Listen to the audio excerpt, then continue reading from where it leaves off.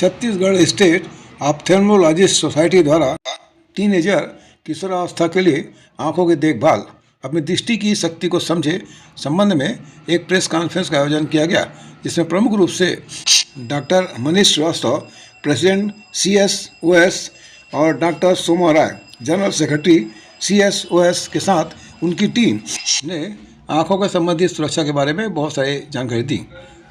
मैं आप सभी से निवेदन करता हूं, इस वीडियो को आप अंत तक देखें और डॉक्टरों द्वारा दिए गए सुझाव और जानकारियों को बहुत ध्यान से सुने। ये आपके फायदे के लिए है। डॉक्टर मनीष श्रीवास्तव, वो प्रेसिडेंट हैं छत्तीसगढ़ स्टेट डॉक्टर सोसाइटी के, and doctor Harshvardhan Gupta sir, he is a renowned ophthalmologist and he is director of Home Nutrition, and I welcome you both all. धन्यवाद डॉक्टर दिनेश। आज ये ग्लोबल वार्मिंग और पोस्ट कोविड एरा के इस group में या इस एज में हम सभी यहाँ एकत्रित हुए हैं।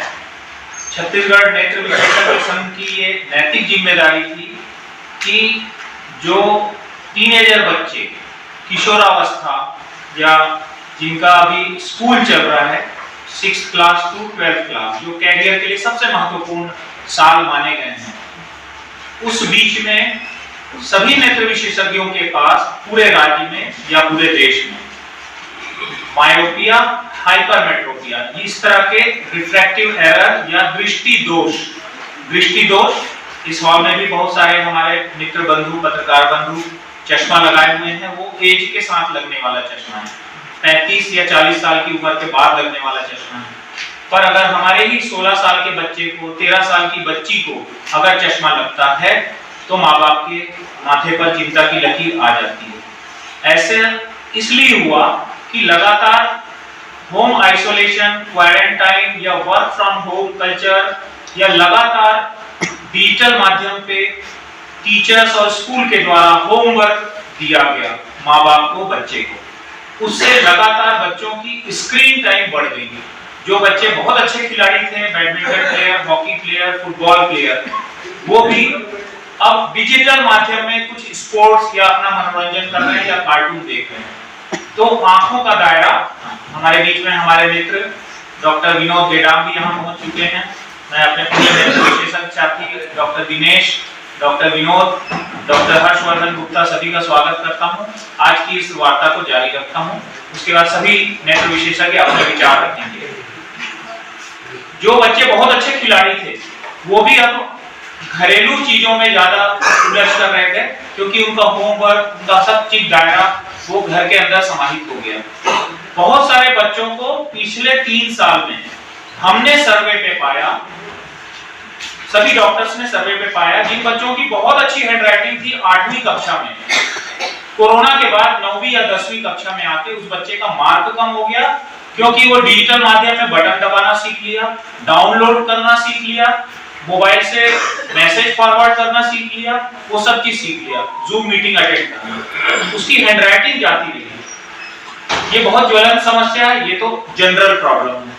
पर सबसे बड़ी आंखों की समस्या जिसके लिए आज हम सब एकत्रित हुए हैं, वो है मायोपिया, बढ़ता हुआ मायोपिया, दूरदृष्टि दोष, निकट दृष्टि दोष, मायोपिया, हाइपरमेट्रोपिया। ये बहुत ही गंभीर समस्या है जो हम सबको, अपने टीनेजर बच्चे या किशोरावस्था के बच्चों को, अपने पड़ोसियों को, अपने परिजनों को हमें सतर्क करना होगा कि कैसे हम डिजिटल माध्यम का कम से कम उपयोग करके, जैसी शिक्षा आज से 40 साल पहले या 35 साल पहले हम लोगों ने पाई अपने स्कूल या कॉलेज में, नोटबुक लेकर जाते थे, होमवर्क लेकर आते थे, रात को उसमें लिखा पढ़ी करते थे, वो अब बहुत सारा माध्यम बदल गया। ठीक है, बदलते परिवेश में उसके सकारात्मक गुण को देखा जाए तो बहुत फायदेमंद है कि एक डिजिट में बटन दबाते ही हमारी ट्रेन की टिकट बुक हो जाती है, फ्लाइट की टिकट बुक हो जाती है, पर उसके दुष्परिणाम हम सब भोग रहे हैं, हमारे बच्चे भोग रहे हैं। अब मैं चाहूंगा डॉक्टर हर्ष गुप्ता इस पर कुछ प्रकाश डालें। मैं डॉक्टर हर्ष गुप्ता, रायपुर। मनीष भाई ने बताया, आपको एक प्रेस विज्ञप्ति भी दी है। मैं बस थोड़ी सी गुजारिश ही आप लोगों से करना चाह रहा हूँ। आप लोगों का हमको सहयोग चाहिए। ये एक साझा सामाजिक दायित्व है। पब्लिक को अपने को जागरूक करना है प्रेस के माध्यम से। ये कोई किसी का पर्सनल वो नहीं है। पूरा छत्तीसगढ़ देव चिकित्सक संघ ये चीज़ें हम पूरे प्रदेश में एक साथ अभी कर रहे हैं। बिलासपुर में, रायगढ़ में, अंबिकापुर में, भिलाई में, सब जगह एक साथ ये हम मुहिम चला रहे हैं। आप लोगों के सहयोग के बगैर ये संभव ही नहीं है कि ये मुहिम सफल होगी। ये प्रेस के माध्यम से ही सफल होगी। ये एक सोशल रिस्पॉन्सिबिलिटी का हमारा काम है, आपका हमारा मिलजुल के, और एक साझा दायित्व है, हमारा सामाजिक दायित्व है। और आपके सहयोग के साथ ही हम इसको पब्लिक को जागरूक बना सकेंगे कि एक बिल्कुल जो मोबाइल वाला इशू है एक तरह से पूरा एपिडेमिक की तरह बन चुका है। और हम देखते देखते हमारी अगली पुश्तें हम अपने हाथ से फिसलते हुए देख रहे हैं। एक सामाजिक पतन के ऊपर अपन जा रहे हैं। मोबाइल की अपनी यूटिलिटी हम सब यूज करते हैं, आगे भी करते रहेंगे और बच्चे भी करेंगे। सब चीज़ व्यवहारिक भी है, पर उसमें जो प्रॉब्लम्स आ रही हैं, जो लत लग रही है, जो एडिक्शन हो रही है मोबाइल के साथ बच्चों को, उसमें बच्चे ना टीचर्स की सुन रहे हैं, ना पेरेंट्स की सुन रहे हैं, इतना अग्रेसिव हो रहे हैं। तो हमको उसमें बहुत करना, बच्चों के पूरा मन स्थिति, जिसको आम भाषा में बोलूँगा दिमाग खराब हो रहे हैं, जिंदगियाँ खराब हो रही हैं। और अगर बच्चे की जिंदगी खराब हो रही है, जिसमें वो अग्रेसिव हो रहा है, पढ़ाई छोड़ रहा है, खेल छोड़ रहा है, खाना तक छोड़ रहे हैं, तो इससे मतलब पूरा परिवार भी बर्बाद हो रहा है। अब परिवार के आगे फिर वो समाज है, वो सामाजिक पतन की ओर जा रहे हैं। तो वी हैव टू, हमको जागरूक करना है पेरेंट्स को भी, और पेरेंट्स को बताना है कहाँ पे हमें बच्चों से समझौता करना है। हमारे माँ बाप ने भी कुछ जगह हमसे किया, हम भी अपने बच्चों से कर रहे हैं। और जो अगली जनरेशन है, कुछ चीज़ों में अपने को समझौता नहीं करना है। समस्या यहाँ आ रही है कि हम ऐड भी देख रहे हैं। ऐड में राहुल द्रविड़, सौरव गांगुली, धोनी जैसे लोग जिनको बहुत सम्मान है, वो आके बोल रहे हैं कि इसमें फाइनेंशियल रिस्क है, 18 के बाद है। जितनी देर में धोनी बोल रहा है उतनी देर में हमने पढ़ भी लिया, लेकिन हम सुन के और पढ़ के भी इग्नोर कर रहे हैं, और फिर भी स्मार्टफोन बच्चों के हाथ में दे रहे हैं। हमारी गुजारिश है कि आपके माध्यम से अपने परिवारों में, सामाजिक में, रिश्तेदारों में, और ऑब्वियसली प्रेस के माध्यम से 14 साल से पहले किसी बच्चे को मोबाइल देना ही नहीं है। इसमें बिल्कुल कतई कोई समझौता कोई माँ बाप ना करे। अंतरराष्ट्रीय मापदंड, पूरा विश्व परेशान है। बच्चे तभी, हम तभी बच्चों की बात मानेंगे कुछ चीजों में जब बच्चे हमारी बात मान रहे हैं। This is part of training of parenting. अगर बच्चे, पेरेंट्स हमेशा चाह रहे हैं कि हम बच्चों में पॉपुलर हो, हम हमेशा अपने बच्चे के साथ लोकप्रिय रहें, तो वो अच्छी पेरेंटिंग कभी कर ही नहीं सकते, क्योंकि अच्छी पेरेंटिंग में ना बोलना ही पड़ेगा बाप या माँ को। जहाँ आप ना बोले वहाँ आप बुरे बने। समझ में आएगा बच्चों को। जब हमें आज समझ में आ रहा है कि पिताजी ठीक बोलते थे, जब हमें आज समझ में आ रहा है, हमारे 12 साल के बच्चे को आज समझ में आए। हमको सिर्फ एनफोर्स करना है, उसको भी समझ में आ जाएगा कि क्या चीजें करनी है। तो इसमें बस आपका चाह रहा हूँ मैं, आपका इसमें बिल्कुल भी समझौता ना किया जाए बच्चों के साथ मोबाइल के बारे में। 14 पे मोबाइल, 16 पे सोशल मीडिया। मैं तो बोलता हूँ अपने बच्चों को रोज हम लोग अपने पेरेंट्स को समझाते हैं, और बहुत सारे पेरेंट्स हमारे आग्रह के हिसाब से कर भी रहे हैं। 14 पे एक फीचर फोन मिलेगा, कीपैड वाला, that is for security. Specially हमारी बेटियां हैं जो 14 की हो गई हैं, 13-14 साल के बाद का किशोरावस्था अलग रहती है, अकेली जा रही है स्पोर्ट्स के लिए, कोचिंग के लिए। स्कूल में तो घर अलाउ भी नहीं रहता, तो हम सिक्योरिटी और कम्युनिकेशन के लिए बच्चों को 14 पे फीचर फोन दे रहे हैं। 16 पे सोशल मीडिया अलाउड है। तब भी हम मॉनिटर करना अपना जो दायित्व है, और हमारी जो अथॉरिटी है उसको छोड़े नहीं हम पेरेंट की तौर पर, कि हम जहाँ टोकना है हम टोकेंगे। आखिरी बात मैं बस बोलूँगा, फिर आपको जो भी सवाल होंगे उसमें करूँगा। सबसे बड़ा एक प्रॉब्लम इसमें ये हो रहा है कि जो स्कूल्स हैं, ये एक स्यूडो, एक नकली आधुनिकता की होड़ में, स्पेशली जो ज़्यादा अच्छे स्कूल माने जाते हैं, कहे जाते हैं, उनके प्रिंसिपल्स को हम लोग डांटना तक पड़ता है कई बार हम लोगों को। सारा मोबाइल पे या टैब पे सारा होमवर्क और प्रोजेक्ट्स और नोट्स आ रहे हैं। जी, हिस्ट्री का टीचर पढ़ा के जा रहा है, हिस्ट्री का होमवर्क बताएगा, मैथ्स का पढ़ा के जा रहा है, मैथ्स का होमवर्क बताएगा। इसमें कितना दिमाग लगता है इस चीज में, और बच्चों को बचपन से ही लत लग रही है। तो आपके माध्यम से हम सारे स्कूल अथॉरिटीज को भी आगाह करना चाहते हैं कि इसमें ओल्ड सिस्टम में वापस जाएं। इवन जो हमसे ज्यादा कही जाती है, कई मायनों में है भी, हर महीने में नहीं, एडवांस कंट्री में पूरा यूरोप, ऑस्ट्रेलिया, सब जगह मोबाइल हटाए जा रहे हैं, स्कूल अलाउ नहीं किए जा रहे हैं। तो जो स्कूल अथॉरिटी से हमारा विनम्र निवेदन है, आग्रह है आपके माध्यम से कि अपने बच्चों को मोबाइल पे होमवर्क देना बंद करें। प्राइमरी स्कूल के बच्चे मोबाइल उससे लत लगती, सारा टाइम कुछ ना कुछ कर रहे हैं उसमें, टैब में सारे आपके प्रोजेक्ट्स आ रहे हैं। तो मोबाइल से बिल्कुल हटाना ही है 14 साल तक के बच्चे को। और स्कूल अथॉरिटीज को भी बोलना है कि कोई होमवर्क, कोई प्रोजेक्ट, कोई नोट्स जो है मोबाइल पे स्ट्रिक्टली प्रोहिबिटेड होने चाहिए। देखिए मायोपिया का जो एपिडेमिक है वो तो खैर चश्मे से ठीक हो जाएगा, चश्मा से। तो दिमाग खराब का एपिडेमिक है वो, और समाज खराब का वो कैसे ठीक कर पाएंगे? वो हम सब मिलकर भी नहीं कर पाएंगे, और फिर हाथ बोलते रह जाएंगे और बोलते रहेंगे हमारी संस्कृति ऐसी है, फलानी और ढिमकानी, और अपने हाथ तो सामने के सामने देखते चले जाएंगे। और आखिरी बात जो मैं बोलना चाहूँगा कि बच्चों को इंश्योर करना है कि आउटडोर एक्टिविटी मस्ट है। छोटा बच्चा सिर्फ टीवी अलाउड है उसको। हम जैसे पेरेंट्स को बताते हैं कि simple routine, school, lunch, homework, tuition, coaching, फिर बाहर जाके खेल कूद कर, घूम फिर कर, टाइम पास करके आएंगे। उसके बाद भी टाइम है तो टीवी रोज देख सकते हैं। पेरेंट्स को बताते हैं कि आप, बच्चा बोलेगा ना मैं होमवर्क फ्री हो गया, मुझे मोबाइल दो खेलने के लिए, तो 2 शब्द बोलने पेरेंट को बच्चे को, गेट आउट, निकलो घर से बाहर, 1 घंटे बाद आना। फिजिकल एक्टिविटी, आउटडोर एक्टिविटी बच्चे के पूरी ग्रोथ में, मेंटल, साइकोलॉजिकल, सोशल ग्रोथ में बहुत जरूरी है। बाकी जैसा आप लोग कुछ भी जानना चाहेंगे व्यर्थ है। डॉक्टर दिनेश और डॉक्टर विनोद कुछ बोलना चाहेंगे? डॉक्टर दिनेश रे। मोबाइल पे भी बहुत से जो रेज निकलते हैं, मतलब ब्लू रेज निकलते हैं, वो काफ़ी आँख को हानिकारक, आँख के लिए हानिकारक होते हैं। जो हमारे जैसे लंबे समय तक अगर हम स्क्रीन में मोबाइल में लगे रहते हैं तो ब्राइटनेस की प्रॉब्लम होती है।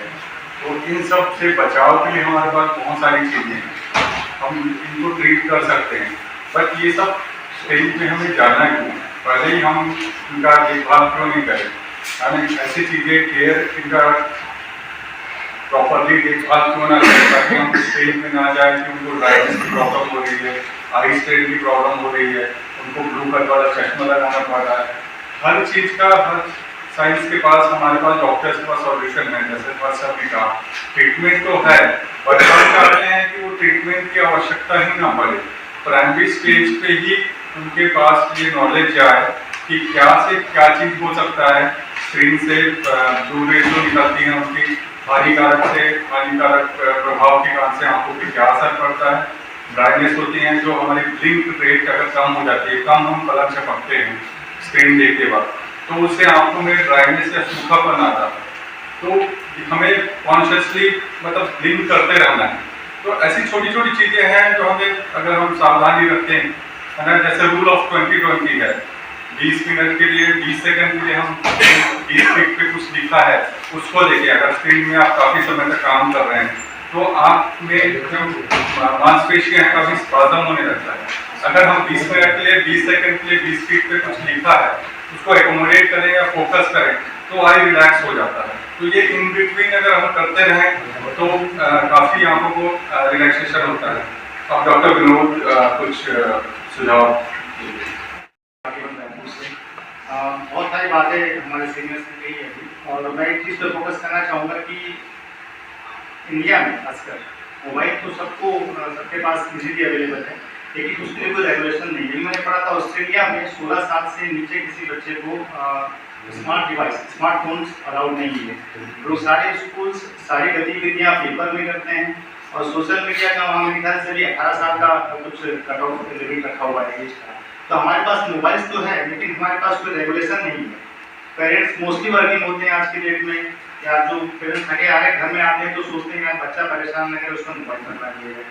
तो आजकल हमने मोबाइल की आदत बच्चों में खुद से नहीं होती है, ये हम खुद अपने अपने अपने आप को बचाने के लिए बच्चों के अंदर गलत आदत डाल दें कि बच्चों को मोबाइल पकड़ा दिया, या बच्चा खाना नहीं खा रहा है उसको मोबाइल पकड़ा दिया। तो कुछ रेगुलेशंस होने चाहिए पेरेंट्स के अंदर। डिसिप्लिन आना एक अच्छी चीज़ है, लेकिन उसके लिए हमको अवेयरनेस चाहिए।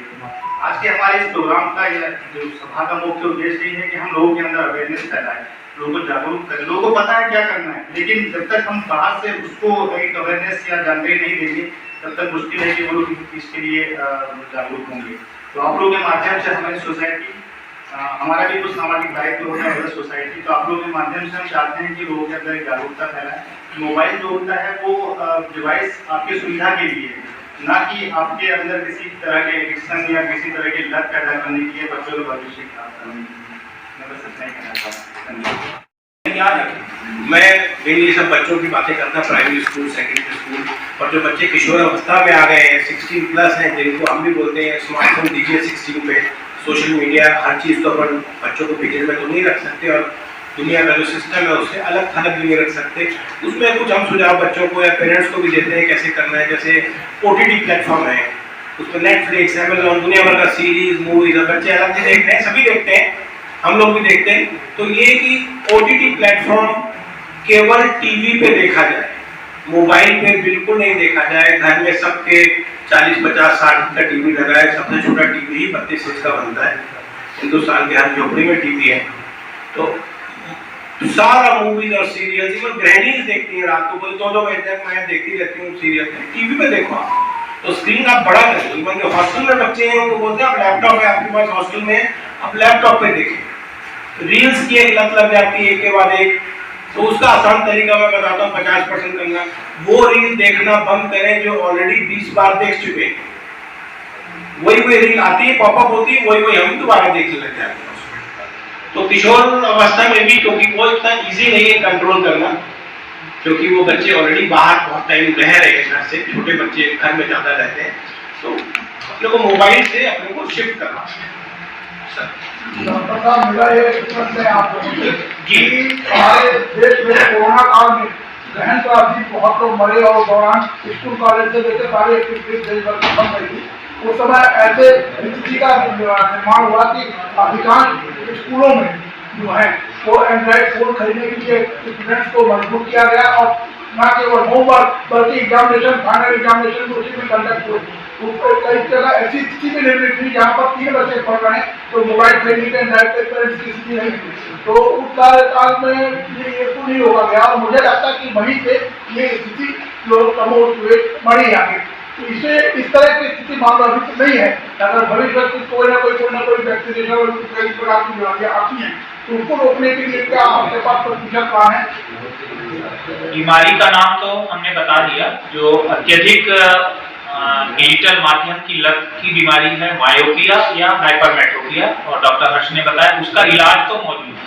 अब मेन है कि विशेष पैंडेमिक या वैश्विक महामारी के कारण जो आपातकालीन स्थिति पूरे विश्व में निर्मित हुई, तो केवल उससे हिंदुस्तान ही नहीं जूझ रहा है। इस तरह के सेमिनार आपको इंग्लैंड में भी होते हुए नजर आएंगे, अफ्रीका के कंट्री में भी इस तरह के प्रेस मीट चल रहा होगा। आंखों का इलाज तो संभव है। शासन स्तर पे भी हम स्वास्थ्य सचिव, शिक्षा सचिव को लिख सकते हैं कि भाई डिजिटल माध्यम से जो गलतियां पुरानी हो गई उसकी पुनरावृत्ति अब न करें। अब तो पैंडेमिक नहीं है, अब तो फिर से 2019 वाले सीन को फिर से जीवित करें कि होमवर्क बकायदा कागज कॉपी में आता था, नोटबुक में, बच्चे वैसे ही करते थे। इस बीच में 5 साल में बच्चों को मोबाइल की लत भी लग गई। अब उसको छुड़वाने के लिए साइकोलॉजिकल काउंसलिंग की जरूरत पड़ गई। बच्चे इरिटेबल हो गए हैं, जिद्दी हो गए हैं। 2-3 चीजें हमको अब समझनी पड़ेगी स्कूल के शिक्षकों से, जैसा डॉक्टर हर्ष ने बताया कि डिजिटल माध्यम में, टैबलेट में होमवर्क देना बंद करें, ये प्रेस में जाए। दूसरा, कैसे एक शिक्षक भी एक क्लासरूम के अंदर मायोपिया या दृष्टि दोष को पहचाने। डॉक्टर साहब, इसके लक्षण क्या है, कैसे लक्षण जान पाएंगे? दो चीजें हैं, जैसे बच्चे को नजर कमजोर है तो ऑब्जर्वेशन। एक तो स्कूल आई है चेकअप्स, और गवर्नमेंट ऑफ इंडिया से भी मैंडेटेड है, स्टेट गवर्नमेंट भी करती है। हम लोग भी अपने लेवल पे स्कूल में जा जाके जितने भी बड़े हम लोग हॉस्पिटल्स हैं सब लोग हम रेगुलरली कंडक्ट करते हैं। पर अगर कुछ वो नहीं हो पाए हैं, घर में बच्चा है तो बहुत नजदीक से कुछ पढ़ रहा है, हम उसको बोल रहे हैं अरे ये तो यार टीवी से चिपक के ही टीवी देखता है, वी थिंक कि उसकी वो हैबिट है, उसकी आदत में हो गया है, वो टीवी से चिपक के इसलिए देख रहा है, उसको दूर से बैठ के दिख कुछ नहीं रहा है।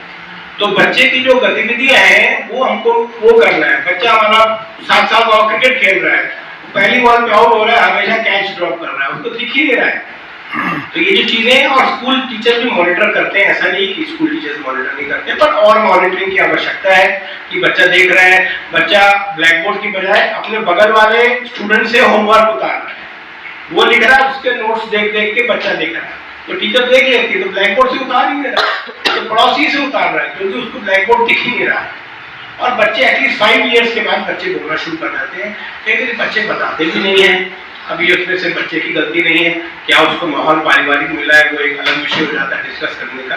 तो बच्चों को भी हम बोलते हैं कि मैं पूछता हूँ बच्चों से, क्योंकि बच्चे कभी बहुत लेट बताते हैं पेरेंट्स को जब तक बताया नहीं 10 साल के बच्चा, 10 साल का बच्चा तो खुद शिकायत करेगा ना, 2 साल के बच्चे को मैं लेके जाऊंगा अपने, और आई टेल देम आपका सबसे बेस्ट फ्रेंड कौन है, मतलब सुनीता है, राकेश है, रमेश है, मतलब अपने पापा का नाम क्या है, मम्मी का नाम क्या है, मतलब ये तुम्हारे 2 बेस्ट फ्रेंड है, ये बगैर जजमेंट जिंदगी भर तुम्हारे बेस्ट फ्रेंड है। पहले सबसे बेस्ट फ्रेंड तुम्हारे पेरेंट्स हैं, तुम्हें कोई समस्या है पहले अपने पेरेंट्स के पास जाओ, आपकी हर समस्या के लड़ने के लिए वही तैयार है। तो we have to inculcate that confidence also, और टीचर्स को भी ये देखना है कि हम ध्यान दें बच्चों को, और ये रेगुलर जो हेल्थ स्क्रीनिंग कैंप्स हैं, और अगर आपके स्कूल में नहीं हो रहा तो पेरेंट्स को मालूम होना चाहिए, कम से कम 5 साल का बच्चा हो जाए, एक आई जाके एक विजन चेक करवाना है। बहुत सारी प्रॉब्लम बच सकते हैं, अगर स्पेशली चश्मे का नंबर कभी लेट पकड़ा जाए तो चश्मा तो लग जाएगा, लेकिन विजन जो दृष्टि है वो हमेशा के लिए कम रह जाती है। नॉर्मल जिसको 6/6 बोलते हैं, वो जिंदगी में कभी नहीं आ पाता, दुनिया में कोई डॉक्टर नहीं दे सकते अगर लेट से भी चश्मा लगे तो बहुत सारे करियर भी हमारे हाथ से निकल जाते हैं। वैश्विक समस्या को डील कर रहे हैं आप लोग जी, और क्या प्रेस कॉन्फ्रेंस के जरिए ही कर रहे हैं एक, या अलग अलग संस्थानों में जाकर के कुछ ऐसे अवेयरनेस प्रोग्राम भी चला रहे हैं? दूसरा सवाल है, आजकल चश्मे के दुकान वाले लोग ब्लू कट चश्मा बिना नंबर वाला भी बेचना शुरू कर चुके हैं, कि मतलब आपको चश्मा नहीं लगा है लेकिन आप ब्लू कट ले लीजिए तो क्या है, कम से कम इसके हार्मफुल रेजेस से बच जाएगी। तो ये क्या बचाव के श्रेणी में आएगा या? पहला सवाल आपको लेता हूँ, ये हम पूरा कैंपेन शुरू कर रहे हैं, सस्टेन कैंपेन रहेगा। हम स्कूल्स में जा रहे हैं, प्रेस में जा रहे हैं, प्रेस में अलग से नोट्स हम देंगे जिसको एडिटोरियल वगैरह बोलते हैं, हम उसके लिए भी तैयार है, उसकी तैयारी कर रहे हैं। ये पूरे छत्तीसगढ़ में कर रहे हैं, सिर्फ रायपुर में। इस टाइम सब जगह प्रेस कॉन्फ्रेंस चल रही है। बिलासपुर के जो लीडिंग आई सर्जन हैं, अंबिकापुर के, रायगढ़ के, भिलाई दूर के, आज नहीं कोई होगा तो कल होगा। तो उस कैंपेन को हम स्कूल्स तक ले जा रहे हैं, और स्कूल्स और स्कूल प्रिंसिपल्स को कर रहे हैं, और फिर संस्थाएं स्टेप बाय स्टेप है। ये वन टाइम चीज नहीं है, इसको हम स्टार्ट कर रहे हैं। स्टार्ट होने में एक बार पब्लिक अवेयरनेस आपके थ्रू क्रिएट होगी तो हमारे लिए बहुत सारे दरवाजे खुलते चले जाएंगे। ब्लू कट की जहाँ तक सवाल है, डेफिनेटली जो हार्मफुल रेज आती हैं स्क्रीन से उसमें फायदा करता है, पर एक लिमिट तक फायदा करता है। ऐसा नहीं कि मैं 18 घंटे कंप्यूटर में बैठा रहूंगा और 16 घंटे मोबाइल लूंगा तो ब्लू कट फायदा करेगा। तो आई टेल माय पेशेंट्स, अगर आपने सीट बेल्ट पहन लिया, हेलमेट पहन लिया, ऐसा नहीं कि लाल बत्ती पर रुकना नहीं है और राइट साइड पे गाड़ी चला सकते हो, इंडिकेटर नहीं देना। ट्रैफिक रूल्स आपको फॉलो करने पड़ेंगे even if you are wearing helmet और सीट बेल्ट। तो अगर आपने ब्लू कट पहन लिया, कितने आवर्स करने हैं, कितना ब्रेक लेना है, जैसे मनीष भाई बताए, वो सब आपको करना है, वो डिसिप्लिन फॉलो करना है, फिर ये चीजें हेल्पफुल हो जाती है। सर, बड़ों से जुड़ा एक सवाल है, जैसे कि धूप के चश्मे होते हैं उसके लिए आपने कुछ लिखा है, तो क्या कुछ इसके निर्देश है कैसे चश्मे पहने ताकि फ्यूचर में आके खराब हो? सबसे इम्पोर्टेंट तो है, हम लोग ग्लोबल वार्मिंग के भी युग में रह रहे हैं, ये तो आपको समझ में आ गया। पिछले बीते 3 साल का तापमान देख लीजिए, छत्तीसगढ़ में लगातार 9 महीने तक तो ग्रीष्म काल का आभास होता है। अभी ये नवंबर, दिसंबर, जनवरी, ये 3 महीने ठंड की छोड़ दिया जाए, 3 महीना बारिश में भी उमस है। इस साल जो उमस थी आपको चेन्नई की याद रायपुर में बैठे बैठे आई होगी। तो आप समझ जाइए कि यूवी रेज और जो स्क्रीन से निकलने वाली रेज है, अल्ट्रावायलेट या पराबैंगनी किरणें, और ये ब्लू किरणें जो अत्याधुनिक मशीनों से जो निकल रही है, उन दोनों का डैमेज इक्वल है। सूर्य के प्रकाश में भी 12 बजे के धूप में अगर हम अच्छी क्वालिटी का UVA, UVB प्रोटेक्शन वाला ग्लास लगाएंगे तो हमारी आंखें काफी हद तक ड्राई आई से बचेंगी। और घर के अंदर जो आप बता रहे हैं ब्लू कट स्पेक्टिकल जो बन रहे हैं, वो कुछ घंटे के लिए स्क्रीन को हमारे दुष्परिणाम से रोकती हैं हमारे आंखों के, पर थकान तो होगी क्योंकि पलकें जो 1 मिनट में 18 बार झपकनी चाहिए, वो जब भी हम स्क्रीन के सामने रहते हैं। ये पूरी ग्लोबल स्टडी है, वैज्ञानिक तथ्यों के आधार पर हम आपके बीच में बैठे हैं। जो ब्लिंक रेट है हमारी पलक झपकने की, 1 मिनट का जो दर है वो 40% तक कम हो जाता है। जो बच्चा बचपन में अच्छी पलक झपकाता था, वो 10th क्लास के आते आते तक उसकी पलक झपकने की मात्रा जो है वो 10 से 12 हो जाती है, जो कि 18 रहना चाहिए। तो जितने देर आंख खुली रहेगी उतना ड्राइनेस होगा, और वातावरण में वैसे ही गर्मी है, तो आंख को डबल डैमेज है, मौसम की मार, वायु प्रदूषण की मार और स्क्रीन की मार। अब अपने बच्चों को बचाना है। दूसरा, हम में से सभी पेरेंट्स अपने बच्चों को स्कूल जाते समय बहुत सुंदर 3 डब्बे वाला टिफिन रखते हैं, 2 तरह के पानी के बोतल भी रखते हैं, कभी जूस रखे, कभी लस्सी रखे। एक गलती जो कर रहे हैं, जो शायद हमारे पेरेंट्स भी किए, हमने हैंड वॉशिंग डे भी मना दिया कि खाना खाने के पहले हैंड वॉश करना है और स्वच्छ हाथों से भोजन करना है, फिर पानी पीना है। आप ध्यान रखिए कि ग्लोबल वार्मिंग में वाटर की डिमांड बढ़ गई है। सूर्योदय से सूर्यास्त के बीच में हर टीनेजर बच्चों को 2 लीटर पानी, 2.5 लीटर पानी पीना है, irrespective of their tiffin intake. बच्चे के दिमाग में वही बैठा है, मुझे जब टिफिन खोलना है तभी पानी पीना है, और वो प्यासा मर रहा है क्लास में 1.5 घंटे से। तो उसकी दूरी पर वो क्या च्युइंगम रखी है जेब में, वो निकाला, च्युइंगम से लार निकलती, उसकी प्यास बुझ जाएगी। That is artificial thing. वो खेल के मैदान में शोभा देता है च्युइंगम खाना, क्योंकि उनको दौड़ना पड़ता है। वो तो क्लास में बैठा है, उसको प्यास लग रही है, और टीचर से पूछ के वो जाके पानी पिए, ताकि आंख में आंसू बने। जितने बार खाना खाएगा बच्चा उतने बार पानी पीता है, जबकि पानी की डिमांड तो हर वक्त है। हम जब एडल्ट हो जाते हैं, रुक रुक के 1-1 घंटे में पानी पीते हैं। केवल भोजन के समय पानी पीने की आदत को बदलना है आप सबके माध्यम से। अंतिम बात मेरा जो था, शिक्षकों की, जैसे ये हमारा प्रेस क्लब है, आप लोग फ्रंट में बैठे हैं, कुछ लोग पीछे बैठे हैं, सेम क्लासरूम का सीन भी ऐसे रहता है।